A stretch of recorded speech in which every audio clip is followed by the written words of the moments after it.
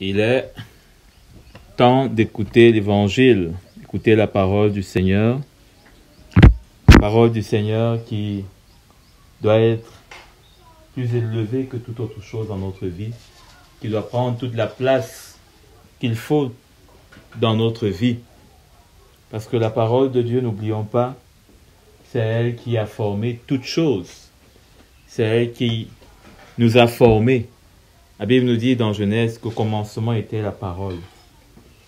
La parole du Seigneur, devons l'aimer, la chérir, devons désirer l'écouter. La parole de Dieu, du grand Dieu, créateur, du Dieu vivant, du Dieu pour qui rien n'est impossible. Comment ne pas aimer sa parole? Comment ne pas soupirer après sa parole? Nous devons aimer la parole de Dieu. Pour ma part, je suis encore en train d'apprendre à aimer la parole de Dieu. À l'aimer vraiment de tout mon cœur, à la serrer fort contre mon cœur. Parce que sans cette parole, je ne sais pas où moi je serais.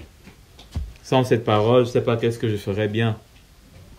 On est tellement faible, on est tellement imparfait que seule la parole de Dieu peut œuvrer pour amener, bâtir, polir, former quelque chose qui puisse lui plaire à lui-même. Donc, ce matin, on va se plonger dans cette parole et on va bien voir ce que le Seigneur va nous donner comme encouragement. Mais déjà, si je puis dire quelque chose sur cet encouragement, c'est l'obéissance. L'obéissance parce que partout, dans l'Ancienne Alliance notamment, et en plus dans la Nouvelle Alliance, il y a eu toujours ce rappel. Il ne faut pas se borner à écouter. Il ne faut pas se borner à entendre.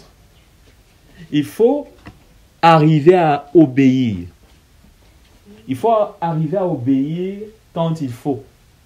Il faut arriver à obéir dès qu'il faut. Parce que, eh bien, on peut écouter.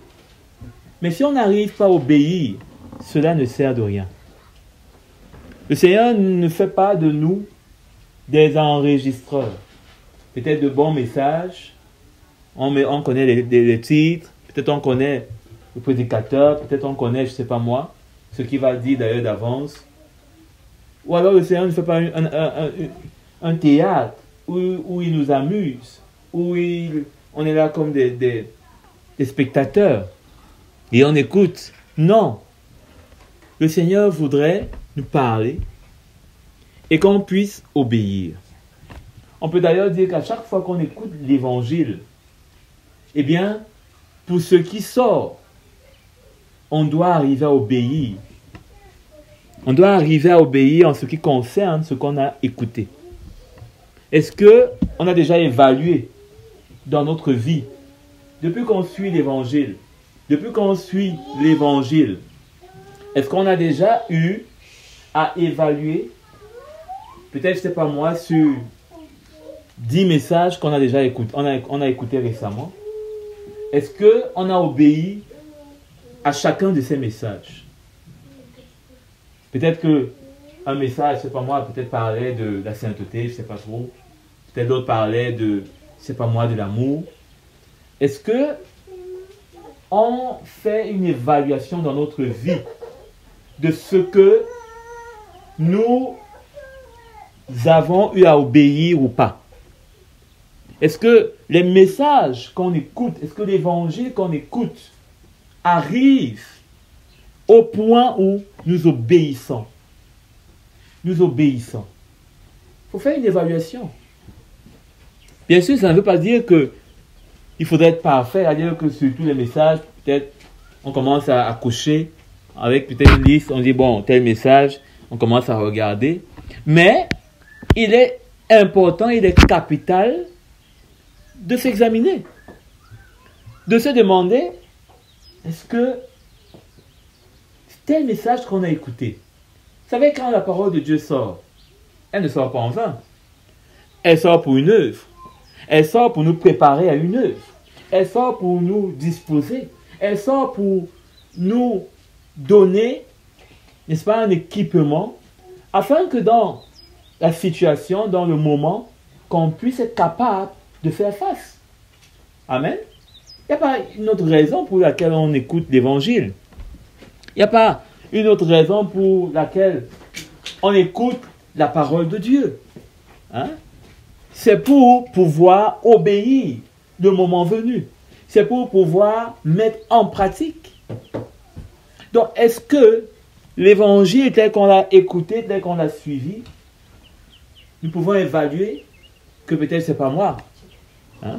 50 messages, peut-être on a mis en pratique 10. Hein? On doit avoir ce témoignage dans notre cœur. On doit pouvoir réaliser. Hein? Toute personne qui est en train de faire un travail, quand on est dans un travail, à un moment donné, on doit se reposer, on doit s'arrêter et évaluer. Parce que sinon, finalement, on devient comme des bons enregistrements. Donc, il faut qu'on s'évalue. Il faut qu'on s'évalue. Qu'est-ce qu'on fait avec l'évangile qu'on entend? Qu'est-ce qu'on fait avec? Hein? Est-ce qu'on écoute et ça nous plaît et c'est tout? On se rappelle bien de la parabole des 10 terres. De cette terre, un truc comme ça. Et c'est une preuve de ce que l'évangile peut être annoncé et ne pas porter du fruit. Ne pas arriver à ce qui est destiné même. Hein? L'évangile sort pour un but, pour nous amener à porter du fruit. N'oublions pas que Jésus a dit que celui qui portera beaucoup de fruits, son Père va l'émonder. Mais ceux qui ne vont pas porter du fruit, ils seront retranchés et jetés au feu. Les paroles de Jésus sont à prendre au sérieux. Donc, nous devons prendre au sérieux sa parole. Hein? Et on va voir cela, combien ça peut nous coûter de ne pas prendre au sérieux la parole de Dieu, de ne pas voir le capital de cette parole en nous, le produit de cette parole en nous, hein? De manquer de sérieux, hein? Avec la parole de Dieu, de l'écouter et de l'oublier aussitôt. Ouvrons dans Josué qui a succédé à Moïse. Josué, chapitre 9, le verset 16. Voilà. Josué.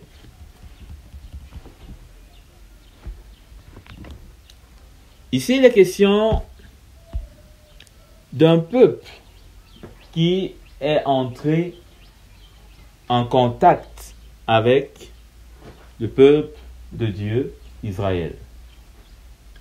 Ce peuple étranger, c'est les Gabaonites.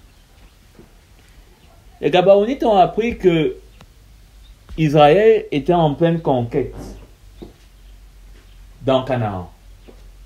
Et que ils étaient avec Dieu. Et Dieu leur donnait la victoire. Ils ont donc compris que ça ne valait pas la peine d'aller en guerre. Parce que ceux qui avaient tenté étaient en échec. Eux, ils ont eu une autre stratégie. Commençons pour bien comprendre verset 1.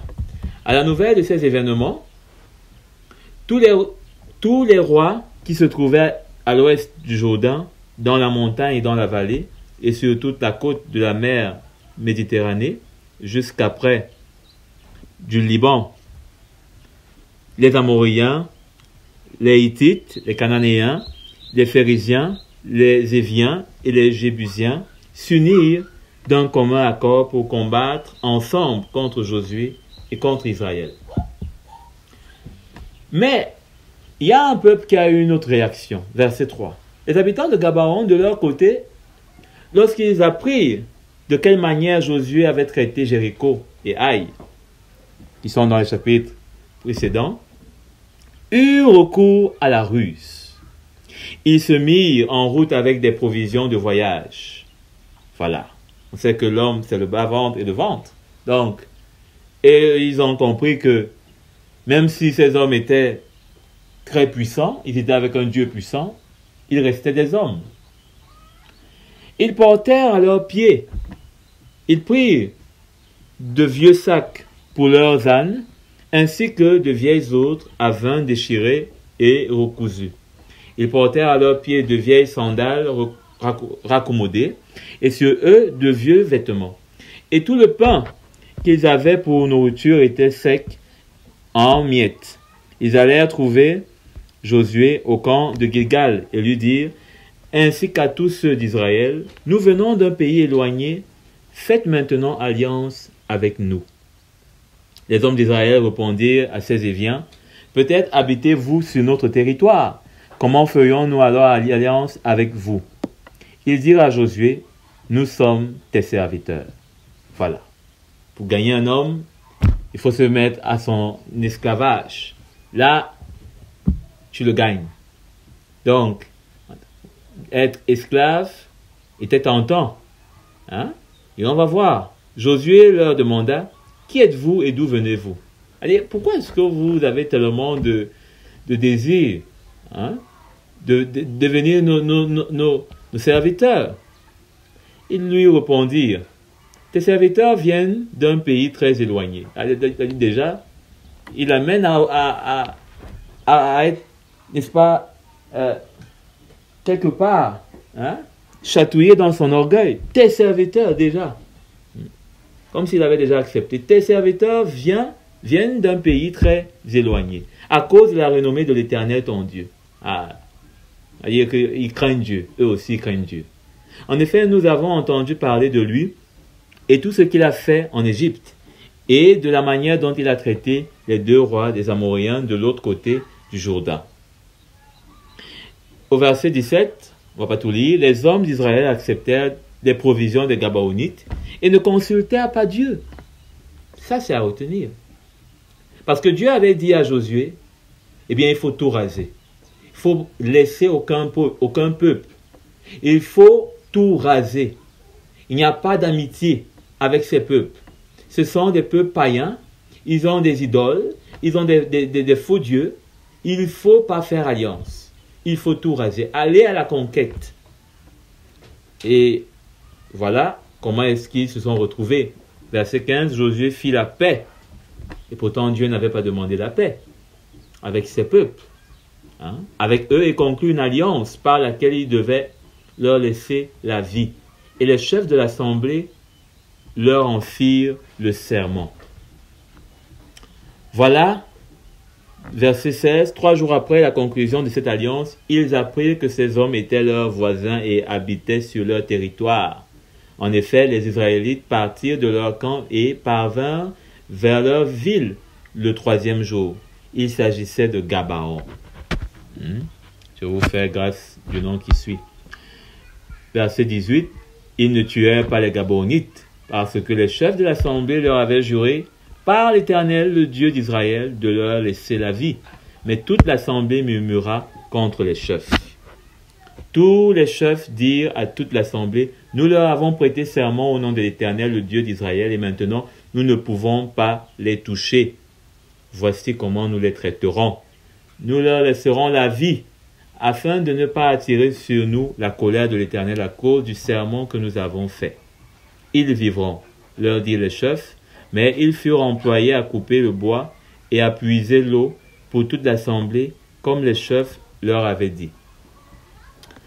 Voilà comment est-ce que la ruse a pris. Verset 22. Josué fit appeler les Gabaonites et leur dit, « Pourquoi nous avez-vous trompés en disant, nous sommes très éloignés de vous, alors que vous habitez sur notre territoire. Maintenant vous êtes maudits et vous ne cesserez pas d'être dans l'esclavage, de couper du bois et de puiser de l'eau pour la maison de Dieu, de mon Dieu. » Donc, la ruse avait déjà pris, l'alliance avait déjà été scellée et il ne pouvait plus faire marche arrière. C'est comme avec le mariage. Hein? C'est une alliance. C'est pas juste une affaire de papier signé. C'est une alliance devant Dieu. Donc on ne peut pas rompre ça. Si c'est la mauvaise, tant pis. Tu prends ta croix. Si c'est la bonne, tant mieux. Tu prends aussi ta croix. Mais ce qui est sûr, c'est que ici, les Gabonites se sont infiltrés dans le peuple de Dieu, païens qu'ils étaient. Et finalement, la place qu'on leur a trouvée, c'est d'être des esclaves qui coupaient le bois et autres. Comme si cela allait résoudre le problème. Et pourtant, le problème ne faisait que commencer. Allons dans Jérémie 28. Jérémie 28. Le problème ne faisait que commencer. Au verset 1. La même année, le 5e mois de la 4e année, au début du règne de Sédécias sur Juda, Anania, fils d'Azur, le prophète originaire de Gabaon. Voilà. Ah, maintenant il est prophète. Lui qui était censé être coupeur de bois, il s'est retrouvé prophète. En fait, Anania s'est autoproclamé prophète. Il n'était pas un prophète de Dieu. Mais il était un faux prophète.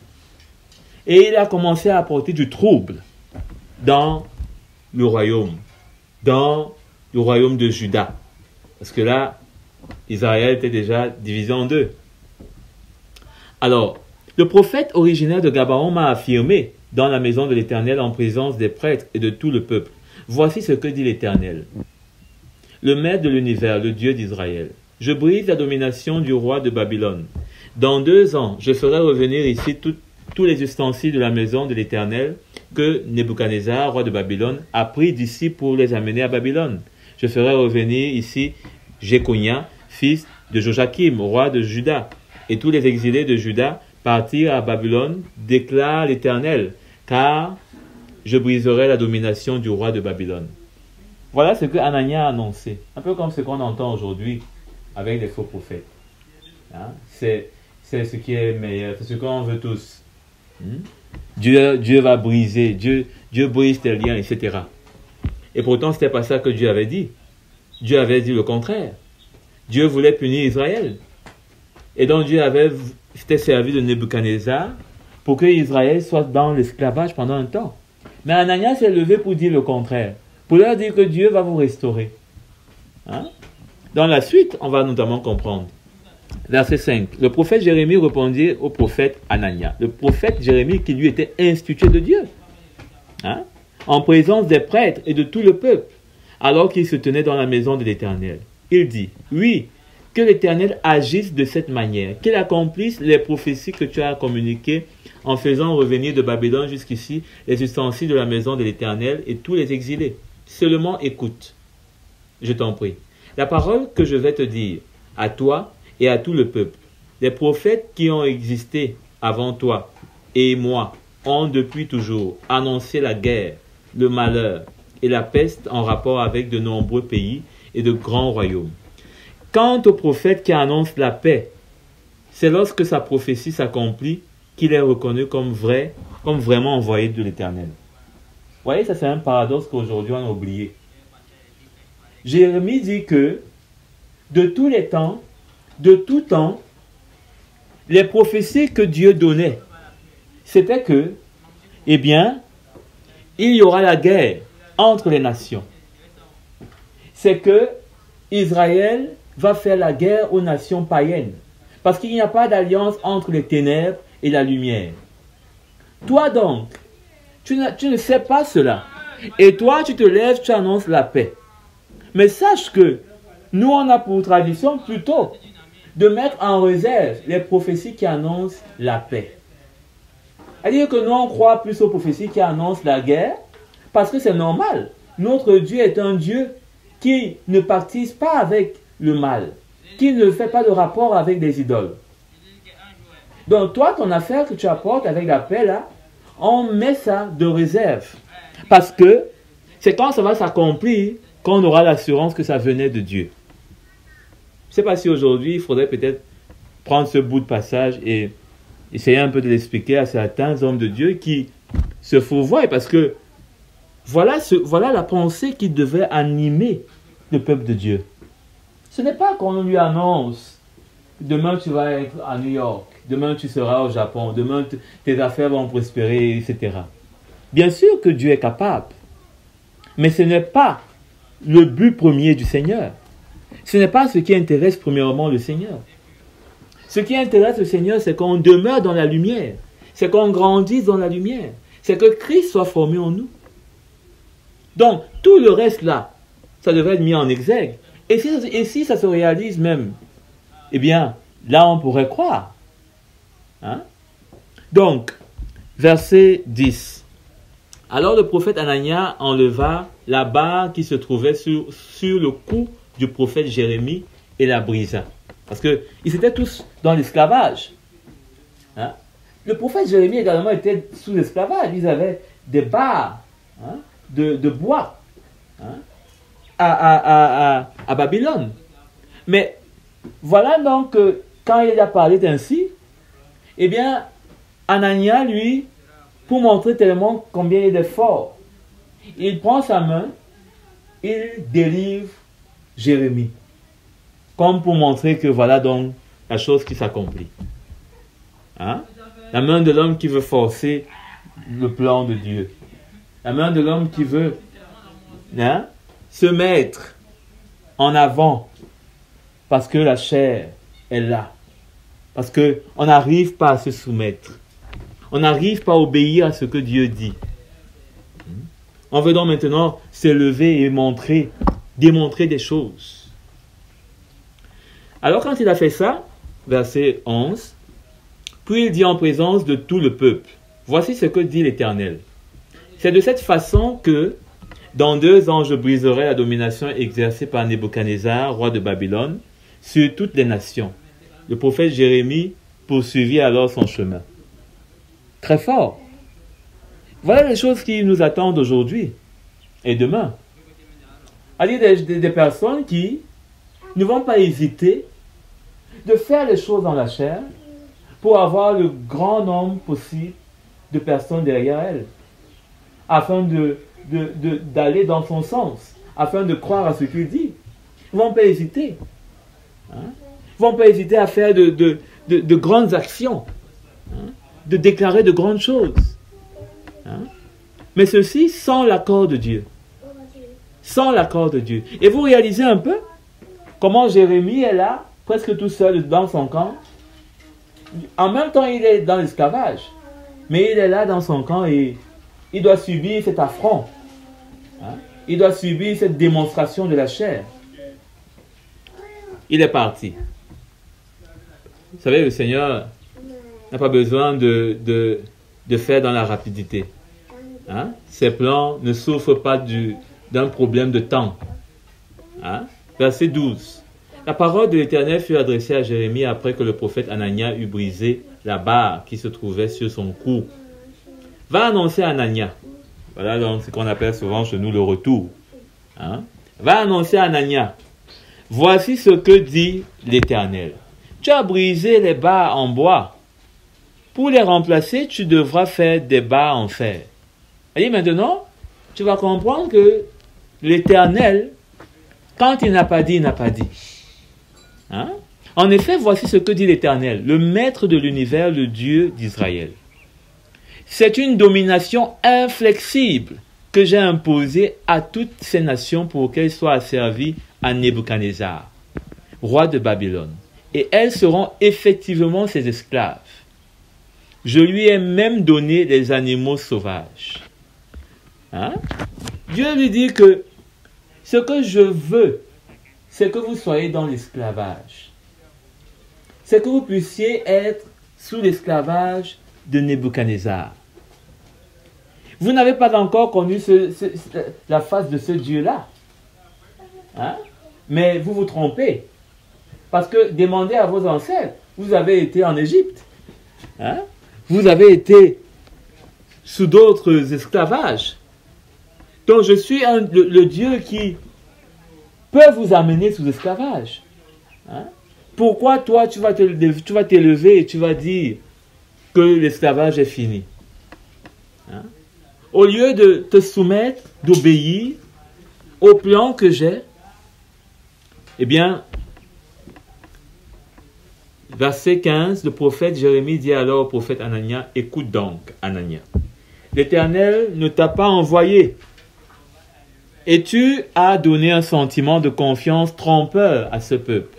C'est pourquoi voici ce que dit l'Éternel, je vais te chasser de cette terre, tu mourras cette année, car par tes paroles, tu as appelé les autres à se détourner de l'Éternel.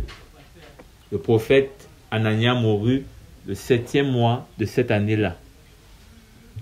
Donc, un manque d'obéissance qui est animé par l'orgueil d'une personne qui est étrangère à ce peuple.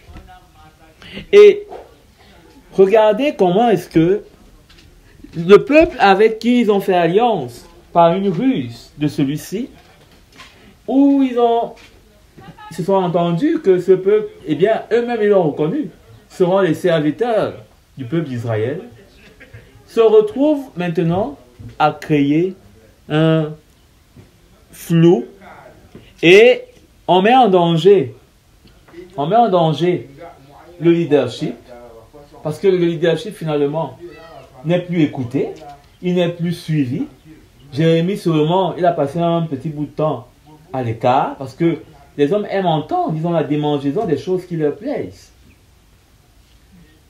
Et le pauvre Jérémie, il a seulement dû attendre que le Seigneur réagisse, parce qu'on ne peut pas lutter dans la chair. Ce n'est pas une affaire que, comme tu as déclaré, moi aussi, je dis, ah, Anania, ce n'est pas comme ça. Non. Mais le problème ici vient de qui? Pas d'Anania. D'eux-mêmes, qui ont accepté dès le départ de faire ce que le Seigneur n'avait pas voulu. Et lui, Dieu qui connaissait toutes choses, connaissait déjà cet événement bien avant. Et voilà comment est-ce qu'il se retrouve en train de subir, n'est-ce pas, une double sanction, puisqu'il est dit quoi? Il est dit que le Seigneur dit, dans le verset, la fin du verset 14, il dit, en effet, voici ce que dit l'Éternel, le Maître de l'univers. C'est une domination inflexible que j'ai imposée à toutes les nations. Inflexible. Et finalement, le joug de bois est devenu le joug de fer. Le joug de bois est devenu le joug de fer. C'est-à-dire que le Seigneur leur a donné encore de pouvoir avaler une coupe plus amère. Et on peut imaginer déjà être esclave sous un joug de bois. Le bois encore, bon, il peut transpirer, il peut s'effriter un peu, il n'est pas trop lourd. Et quand on vous met maintenant un joug de fer, sûrement que beaucoup ont perdu la moitié de leur poids en quelques jours parce que le joug de fer était plus lourd. C'était plus lourd. Et ça nous parle de quelqu'un qui, quand il n'est pas en train d'obéir au Seigneur, il ne peut que souffrir dans son cœur. Son joug ne peut qu'être lourd. Et pourtant, Jésus dit que son joug est léger. Le joug que le Seigneur leur avait donné était léger. Le bois est quand même un peu plus léger que le fer. Bon, c'est qu'il y a certains bois qui pèsent plus que le fer, mais d'apparence, avec ce qu'on lit, le joug de fer était plus lourd, était plus pénible. Et c'est ainsi que quand on n'obéit pas au Seigneur, quand on n'est pas dans la voie du Seigneur, quand on n'est pas en train de suivre l'Esprit de Dieu, qui nous parle pourtant, qui veut nous ramener à l'ordre, eh bien on peut ressentir combien on pèse. Parfois les louanges ne sortent même plus. Parfois la prière, elle est vraiment, on dirait qu'elle se trouve dans un autre pays. On a l'impression qu'on est coupé avec le Seigneur. Mais ce n'est pas le seul problème qu'ils ont eu avec ce peuple. Allons dans 2 Samuel. Ce n'est pas le seul problème qu'ils ont eu avec ce peuple. Cela nous montre combien quand il y a un compromis parce qu'on n'accepte pas d'obéir, quand le Seigneur parle, quand on fait des compromis, quand on fait des ajustements, quand on essaye d'entendre ce que Dieu dit à notre manière, on court des risques. 2 Samuel, chapitre 21. Au cours du règne de David, verset 1, il eut une famine qui dura 3 ans. David rechercha l'Éternel et l'Éternel dit, c'est à cause de Saül et de sa famille sanguinaire. C'est parce qu'il a fait mourir les Gabaonites. Le roi appela les Gabaonites pour leur parler. Le même peuple. Le même peuple. Si ce peuple n'avait pas fait, si Israël n'avait pas fait alliance avec lui, il n'y aurait pas eu tous ces problèmes. Hein? En tout cas, pas ce problème-là avec eux. Hein? Ils auraient été massacrés et le problème serait déjà passé dans le massacre. C'est-à-dire que tout serait comme sur des roulettes. Pour le peuple d'Israël. Hein? Mais parce qu'ils ont été trompés, ils ont été séduits, voyant la nourriture, entendant qu'ils auront des serviteurs, seulement qu'ils ont tellement été habitués à être serviteurs en Égypte, qu'ils ont pensé que être aussi servis leur ferait du bien. Et c'est ainsi que parfois, on est animé au fond de nous de certaines choses. On peut être animé d'un orgueil, on peut être animé d'une fierté, on peut être animé d'une convoitise, on peut être animé d'un intérêt, on peut être animé d'un plaisir. Et finalement, on essaye de nous tromper nous-mêmes, de nous persuader à nous-mêmes qu'on est dans la bonne voie. Et pourtant, l'Esprit de Dieu, le Seigneur nous a avertis, le Seigneur nous a parlé, le Seigneur nous a prévenus. Hein? Au fond de nous, on sait que nous sommes sur la mauvaise voie. Hein? Mais il y a quelque chose en nous qui, comme Paul peut dire dans Romains, hein? Quelque chose en nous qui n'a pas envie de s'incliner. Et pourtant, on connaît le chemin sur lequel on doit être. On connaît ce qu'on doit faire. Hein? Ils ont vu ces Gabaonites. Ils devaient simplement les exterminer. Être rejus d'ailleurs que les ennemis sont venus vers eux. Hein?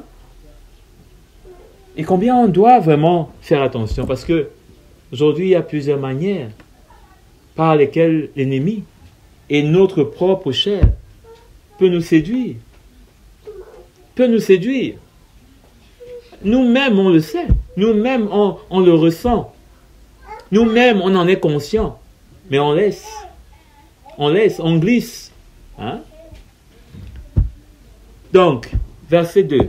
Le roi appela les Gabaonites pour leur parler. Les Gabaonites ne faisaient pas partie des Israélites. C'est clair. Ce n'étaient pas des frères, cousins éloignés. Non. C'était un peuple distinct. Hein? C'était des survivants des Amoréens. Un peuple que Israël avait exterminé. Ils ont survécu, ils ont formé leur petit clan Gabaonite, ok? Et maintenant, c'est eux qui sont devenus comme l'épine dans la chaussure de ce peuple d'Israël. Les Israélites étaient engagés envers eux par un serment, vous vous rappelez? On l'a lu. Pourtant, Saül avait cherché à les frapper dans son zèle pour les Israélites et les Judéens. Vous savez que Saül, lui, c'était le roi charnel par excellence. David dit aux Gabaonites, que puis-je faire pour vous? Avec quoi puis-je faire expiation afin que vous bénissiez l'héritage de l'Éternel? Parce qu'il y avait une alliance, souvenez-vous. L'alliance, c'est l'alliance. On ne brise pas ça. Les Gabaonites lui répondirent, ce n'est pas pour nous une question d'argent et d'or avec Saül et sa famille. Ce n'est pas à nous de faire mourir quelqu'un en Israël. Vous voyez ce qu'ils disent là? Ce n'est pas une affaire d'argent ni d'or. Et pourtant, quand eux sont venus devant les Israélites, ils sont venus avec de la nourriture, ils sont venus avec des vêtements, ils sont venus avec des présents. Et eux, en retour, maintenant, ils disent que non, ce n'est pas une affaire d'or ni d'argent. Nous, on veut quelque chose qui a de la valeur. Hein?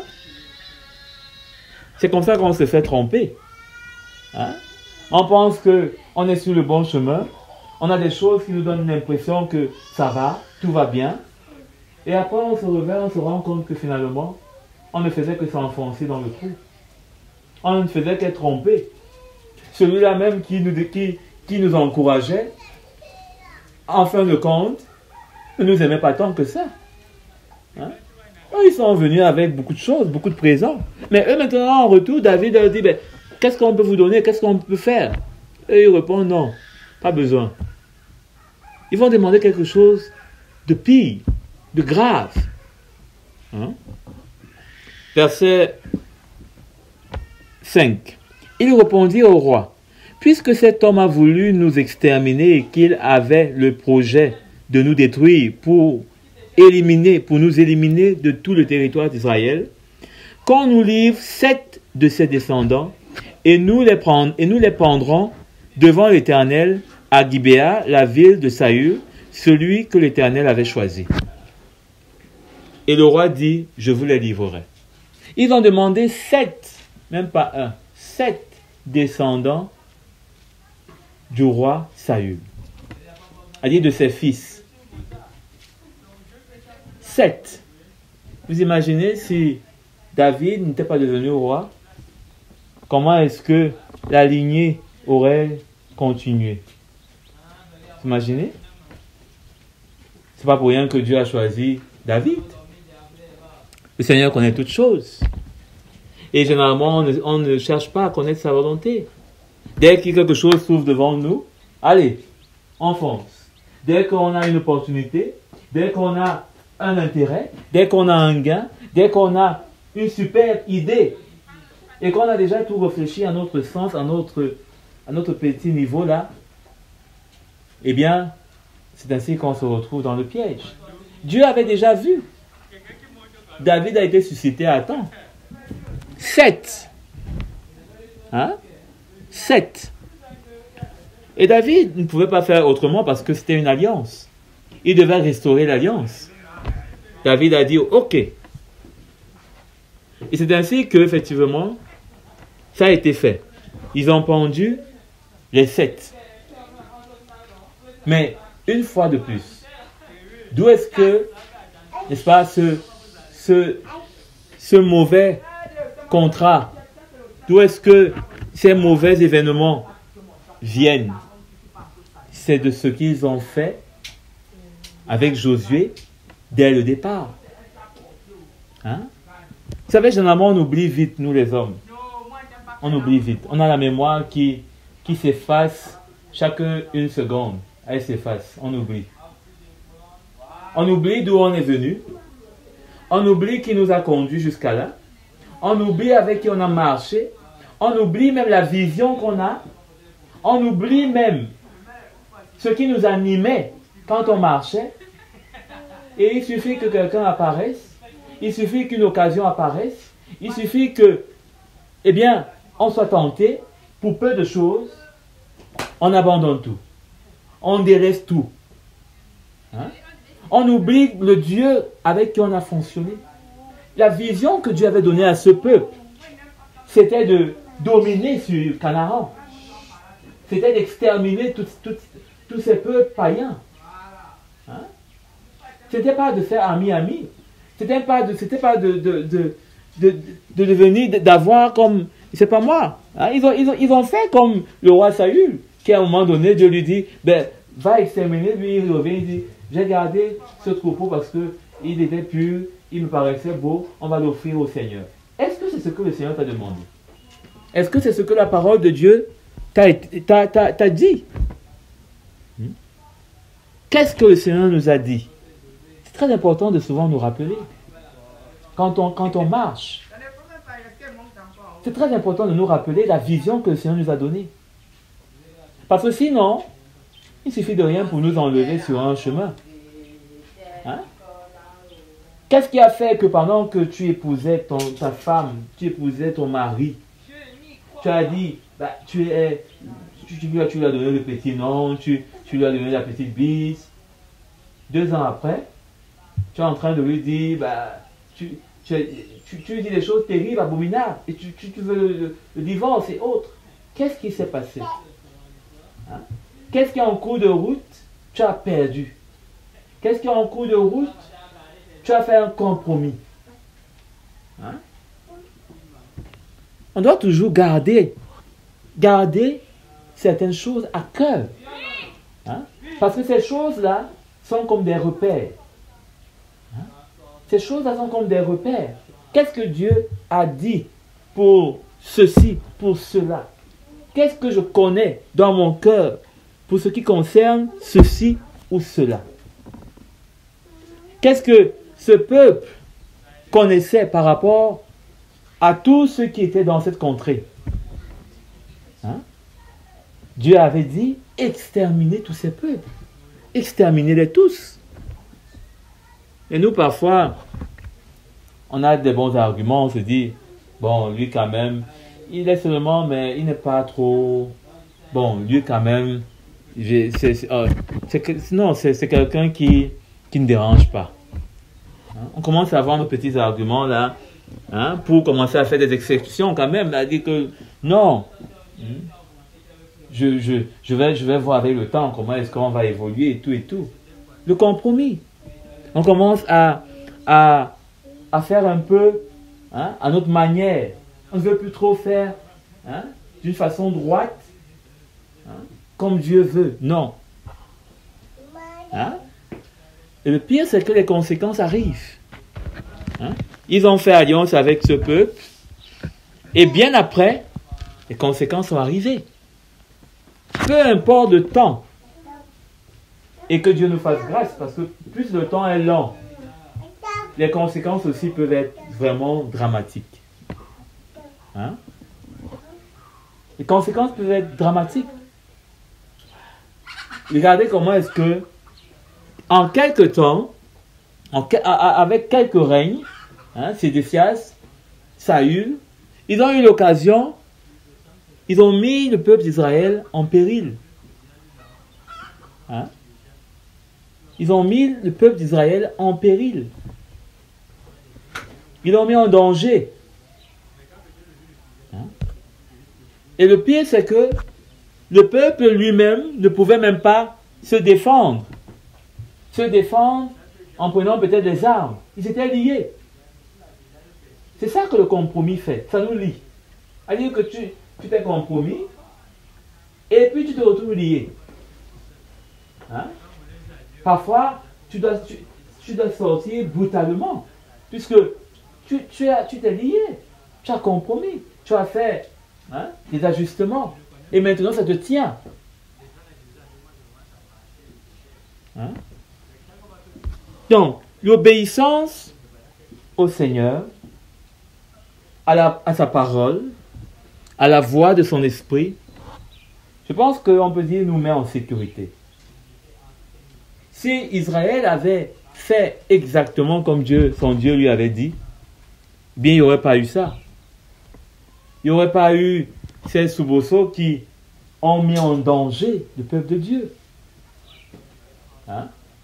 Imaginez que peut-être les Gabaonites avaient dit, on ne veut rien, que Dieu vous châtie lui-même. Comment est-ce que Israël aurait fait? Hein? Que Dieu vous châtie lui-même, c'est-à-dire que comme ils étaient là déjà à 3 ans de famine, ben, Dieu devait seulement continuer à les châtier par la famine, parce que les Gabaonites, ben, ça leur plaît, ils ne veulent pas trouver une solution. Très dangereux. Et pourtant, ce peuple-là, le départ, il faisait pitié. Il donnait l'impression que c'était un peuple qu'il fallait aider. Il donnait l'impression que c'était un peuple qui avait compris, qui craignait finalement le Dieu véritable. Hein? Bien aimé, il ne faut pas voir avec les yeux charnels. Parce que les yeux de la chair nous trompent. Les yeux de la chair nous trompent. On doit voir avec les yeux du cœur. Et un cœur qui est contrit, qui est brisé, pour se soumettre à ce que Dieu dit. Parce que les yeux de la chair peuvent être facilement influencés, peuvent facilement s'emporter. Mais quand on décide que ses yeux soient percés par l'œuvre du Seigneur dans nos vies, par la soumission, par l'obéissance à sa parole, à ses voix, à ce qu'il nous a dit, à ce qu'il nous a montré, à ce qui a conviction dans notre cœur, eh bien, on devrait pouvoir arriver à obéir au Seigneur. À obéir au Seigneur. Ne pas obéir au Seigneur nous met en grande difficulté. On est exposé à beaucoup de choses. À beaucoup de choses. Non seulement ils ont demandé la mort des descendants du roi Saül, mais en plus, ils vont introduire un faux prophète qui vient troubler le peuple de Dieu. Vous imaginez un faux prophète? Quand il dit des choses, il dit de la part de Dieu. Eh bien, tout le monde a simplement envie d'entrer sous la table. On va dire qu'on a simplement envie de croire. On n'a même plus envie de discuter, surtout si on est peut-être dans les ténèbres. On n'a même pas de lumière pour voir que non, ça, c'est pas la vérité. Un faux prophète. Il va les amener dans une direction contraire. On a besoin d'être soumis au Seigneur, d'obéir à la parole du Seigneur. Et c'est une sécurité pour nous. On sera ainsi éloigné. Ou alors, même si on n'est pas éloigné, mais on pourra discerner les voies du Seigneur. On pourra discerner le cœur du Seigneur. On pourra discerner la volonté du Seigneur. Et parfois, on n'a même pas le temps de chercher cette volonté. C'est-à-dire que dès que simplement on a la volonté, la force, peut-être, c'est pas moi, on fonce. Mais la parole du Seigneur, moi je pense, est toujours dans notre cœur, quelque part, pour nous dire, attention. L'Esprit de Dieu est toujours quelque part dans notre cœur, pour nous dire, attention. Généralement, il n'y a pas souvent une conviction. Quelque part, je parle pour moi, parce que c'est pas peut-être pour d'autres, c'est pas, mais pour moi, toujours quelque part, au fond de moi.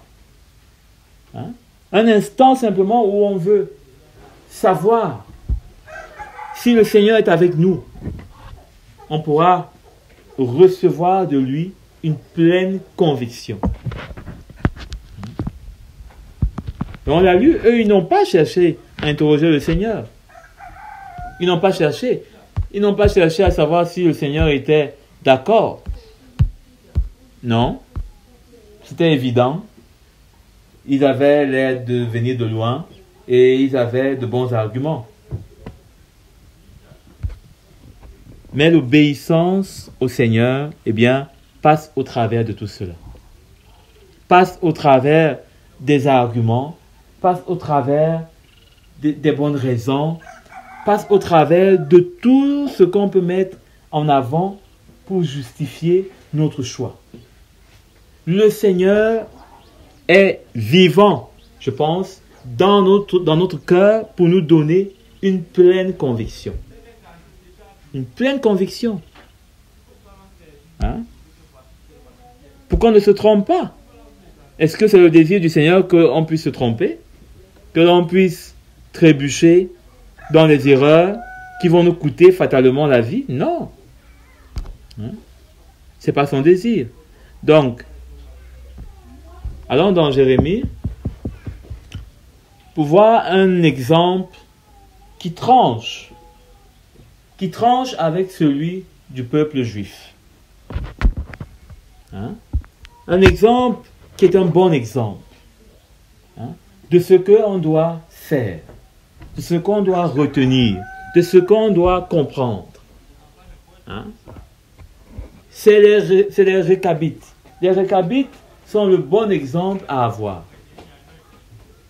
Verset 1. Voici la parole adressée à Jérémie de la part de l'Éternel durant le règne de Joachim, fils de Josias, sur Juda. chapitre 35, Jérémie 35, verset 1. Verset 2, l'Éternel a dit, « Va chez les Récabites et parle-leur. Tu les conduiras à la maison de l'Éternel, dans une salle, et tu leur offriras du vin à boire. » Hein? Le Seigneur voulait donner une leçon là à Jérémie pour qu'il voie comment est-ce que son peuple, lui, est à côté de ce que ce peuple-ci, eh bien, était. Hein? Et pourtant, le peuple d'Israël connaissait Dieu. Mais il était loin d'être un exemple comme ce peuple des Récabites. Verset 3.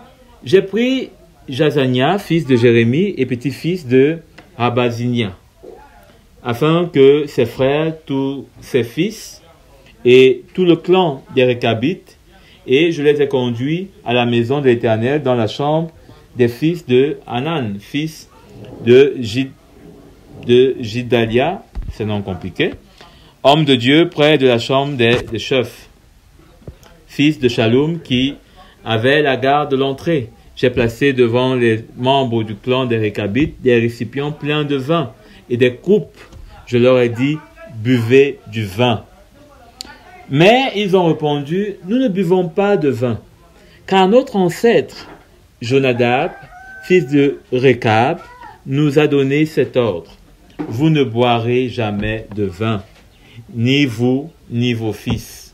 De plus, vous ne construirez pas de maison, vous ne sèmerez rien, vous ne planterez pas de vignes et vous n'en posséderez pas, mais vous habiterez sous des tentes toute votre vie. Ainsi, vous pourrez vivre longtemps sur cette terre où vous séjournez en étranger. Nous obéissons, verset 8, à tous les ordres de notre ancêtre Jonadab, fils de Récab. Nous ne buvons pas de vin durant toute notre vie, nous, nos femmes, nos fils et nos filles. Nous ne construisons pas de maison pour nous y installer. Nous ne possédons ni vignes, ni champs, ni semences. Nous habitons sous des tentes. Nous respectons et appliquons tous les ordres de notre ancêtre Jonadab. Vous imaginez? Eux, ils respectaient à la lettre, de génération en génération, les ordres de leur ancêtre, pas de leur Dieu, de leur ancêtre, un homme comme eux, mais qui leur avait donné des ordres. Ils ne boiraient pas de vin, ils ne construiraient pas de maison. Vous imaginez? Et ils ont respecté ça. Et c'est cet exemple-là que Dieu donne à Jérémie. Que va prendre exemple sur eux. Hein? Va prendre exemple sur eux. Va voir comment des hommes respectent des lois instaurées par des hommes qui sont leurs ancêtres, et ceci à perpétuité. Mais moi, votre Dieu, incapable, vous êtes incapable d'avoir la même attitude. Hein? Le verset, c'est mon verset combien? Le verset 10. Nous habitons sous des tentes, nous respectons et appliquons tous les ordres de notre ancêtre Jonadab. Lorsque Nebuchadnezzar, roi de Babylone, a envahi ce pays, nous nous sommes dit, retirons-nous donc dans Jérusalem pour échapper à l'armée babylonienne et à l'armée syrienne. Voilà pourquoi nous sommes installés à Jérusalem. Alors la parole de l'Éternel fut adressée à Jérémie. Voici ce que dit l'Éternel, le Maître de l'univers, le Dieu d'Israël. Va annoncer aux hommes de Juda et aux habitants de Jérusalem. N'allez-vous pas tenir compte de la correction et obéir à mes paroles, déclare l'Éternel. On a respecté les paroles de Jonadab, un homme, fils de Récab, qui a interdit à ses descendants de boire du vin. Ils n'en ont pas bu jusqu'à aujourd'hui, parce qu'ils ont obéi à l'ordre de leurs ancêtres. Et moi, je vous ai parlé et reparlé inlassablement, mais vous ne m'avez pas écouté. Je vous ai envoyé tous mes serviteurs, les prophètes. Je les ai envoyés inlassablement pour vous dire que chacun renonce donc à sa mauvaise conduite. Corrigez votre manière d'agir. Ne suivez pas d'autres dieux pour les servir. Et vous pourrez rester sur la terre que je vous ai donnée, à vous et à vos ancêtres. Pourtant, vous n'avez pas tendu l'oreille. Vous ne m'avez pas écouté. Oui, les descendants de Jonadab, fils de Récab, respectent l'ordre que leur ancêtre leur a donné. Mais ce peuple ne m'écoute pas. C'est pourquoi voici ce que dit l'Éternel, le Dieu de l'univers, le Dieu d'Israël. Je vais faire venir sur Juda et sur tous les habitants de Jérusalem tout le mal dont je les ai menacés, et cela parce que je leur ai parlé et ils n'ont pas écouté, parce que je les ai appelés et ils n'ont pas répondu. Verset 18. Jérémie dit ensuite au clan des Récabites, voici ce que dit l'Éternel, le Maître de l'univers, le Dieu d'Israël. Puisque vous avez obéi aux ordres de votre ancêtre Jonadab, que vous avez gardé tous ses commandements et appliqué tous ses ordres, voici ce que dit l'Éternel, le Maître de l'univers, le Dieu d'Israël. Jonadab, fils de Récab, ne manquera jamais de descendants qui soient à mon service. Ça, c'est un exemple qui tranche avec celui d'Israël, qui s'est laissé corrompre avec les Gabaonites. Les Récabites étaient dans le même exemple qu'avec le peuple d'Israël et les Gabaonites. Ils ont été tentés, ils ont été séduits. Jérémie avait pris des coupes de vin et l'a disposé. Hein? Eux aussi, ils étaient des hommes naturels, simples. Ils pouvaient aussi tomber. Hein? Mais ils ont tenu à garder les commandements d'un homme. Hein? Ils ont gardé ce que leur ancêtre leur a dit. Et combien nous aussi, nous avons besoin de garder ce que le Seigneur nous dit, de garder ce que l'Esprit de Dieu nous communique, de garder ce que des frères, également dans l'Église, peuvent nous communiquer.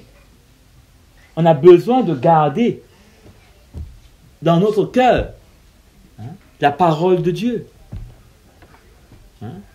Pas en la transformant en notre guise, mais en la gardant telle qu'elle est, dans la vérité, et la laisser, par le ministère du Saint-Esprit, opérer en nous. Amen. Les Récabites ont eu, une récompense pour leur obéissance inlassable à respecter les ordres de leurs ancêtres. Et leurs ancêtres avaient donné cet ordre-là de la part de Dieu.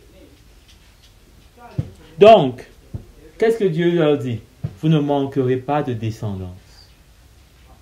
Ça parle d'une vie éternelle. La descendance parle d'une vie éternelle. C'est-à-dire de quelque chose qui ne s'arrête pas. Tu engendres ton fils engendre. C'est une vie qui continue. Qu'est-ce que nous on peut rater quand on manque à être obéissant à l'Esprit de Dieu quand il nous parle, à manquer à interroger le Seigneur dans chacune de nos voies? Vous savez, moi, j'ai appris cela, à ne pas m'investir dans un chemin sans avoir l'assurance que le Seigneur est avec moi. Et cela, c'est souvent difficile pour beaucoup de comprendre. Parce que dans un temps donné, où par exemple une occasion ou une opportunité peut se présenter, si vous ne la saisissez pas dans le temps, eh bien vous n'avez plus l'opportunité. Mais le tout n'est pas de se jeter sur l'opportunité. Le tout est de regarder à celui qui peut ouvrir une porte et à celui qui peut la refermer. Donc, il faudrait faire attention. Il faudrait faire attention. Parce que sinon, eh bien cette promesse va nous manquer. Cette éternité. Qui sait ce qu'on peut faire aujourd'hui hors du plan du Seigneur, qui peut nous faire rater l'éternité? Qui sait? Qui sait ce qu'on peut faire aujourd'hui et qui peut mettre en danger notre vie dans l'éternité avec le Seigneur? Qui sait? Parfois, ça n'a l'air de rien. Parfois, ça ne ressemble à rien. C'est tellement si sérieux que si le Seigneur n'est même pas avec nous, si notre cœur s'endurcit, si notre cœur est obstiné, on peut perdre ses promesses.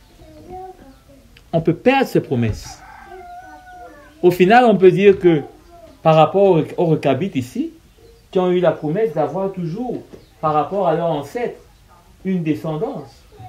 C'était le contraire avec Saül. Lui, une bonne partie de sa descendance a été pendue. Pendue. Et heureusement que le Seigneur s'est suscité un autre roi. Un homme selon son cœur.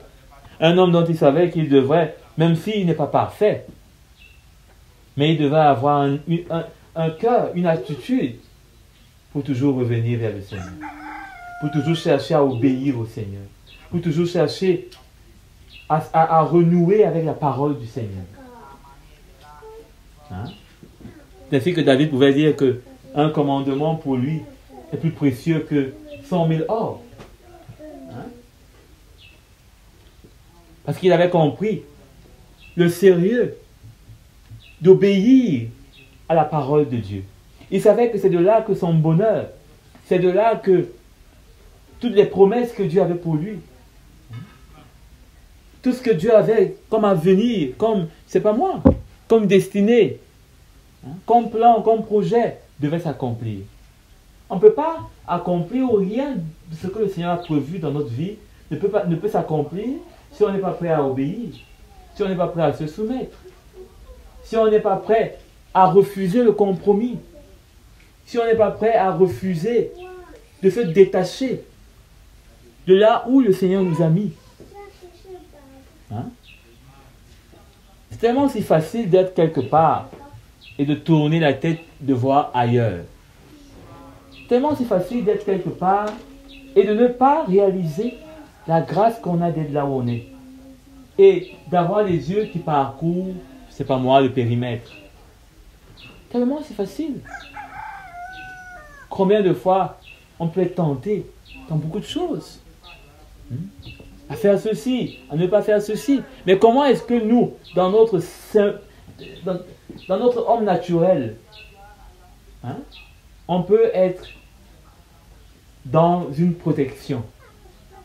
Il n'y a que le Seigneur qui connaît toutes choses, qui voit l'avenir et le passé, qui connaît les plans de l'ennemi, qui peut nous mettre là où on sera en sécurité. Et là où on pourra bénéficier de ses grâces, sans trop de difficultés dérisoires.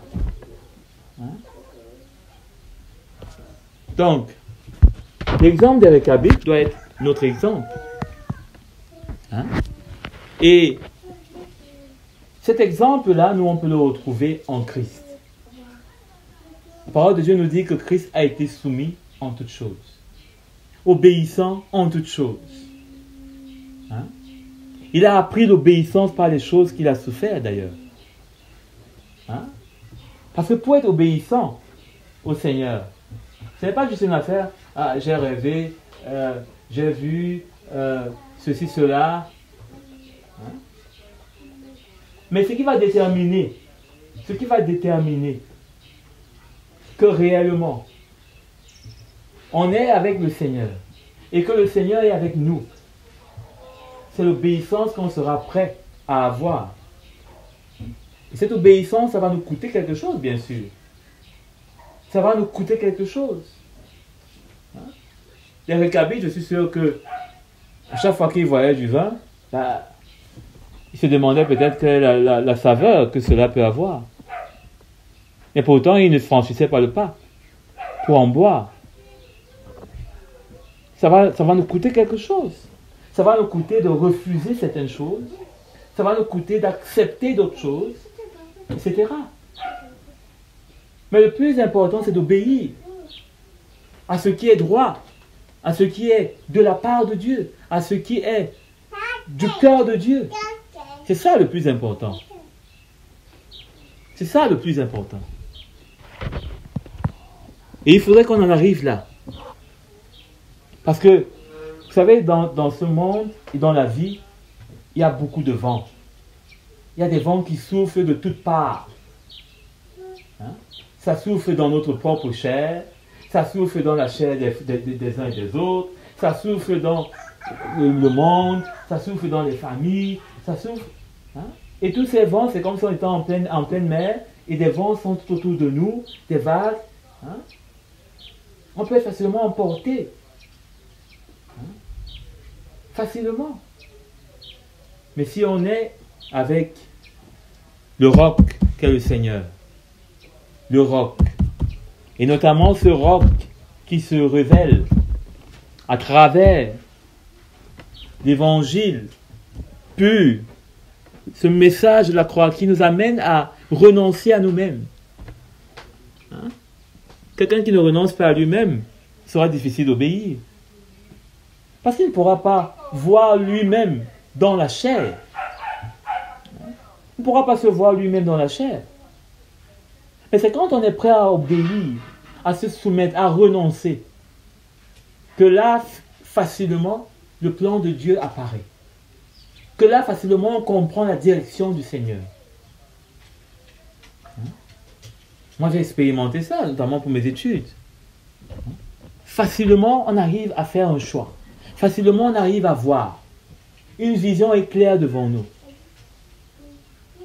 Et une paix, mais alors qui nous remplit. Hein? Ça, seul le Seigneur peut nous donner. Mais ça a un prix. Ça a un coût. Et si on veut avoir les grâces du Seigneur telles qu'on l'a vu avec les Récabites, eh bien on va devoir payer ce prix. On va devoir payer ce prix. Donc ceci était mon encouragement pour aujourd'hui.